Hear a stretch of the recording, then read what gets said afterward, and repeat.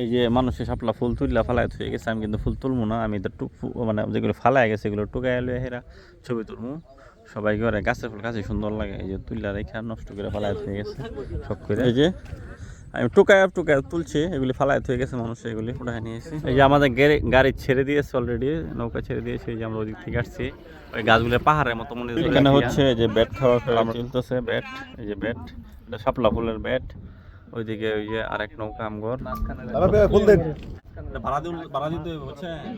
আমি ফুলে টুকাই আছি, তুলছি না কিন্তু এগুলো আমি কি করছি, টুকাই আনছেন যারা ফালায় তুলে রেখে গেছে ওই নিয়ে এসেছি।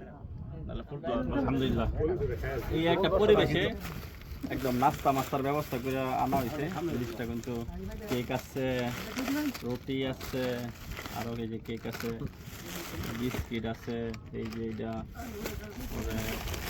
আরো এটা মানে বিলের ভিতরে, বিলের মাঝখানে, হ্যাঁ, আশেপাশে কিচ্ছু নাই, এর ভিতরে আমরা এরকম ভাবে আমরা নাস্তা খাবো।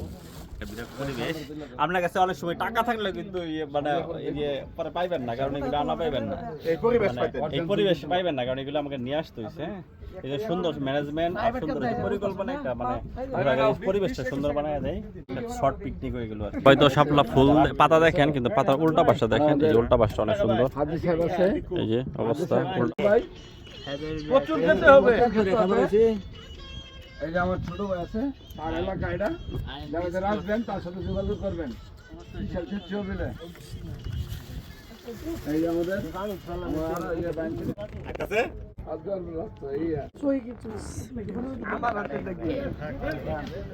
ভাই হুতলে গেরো টিয়া দিব নাকি ভাই?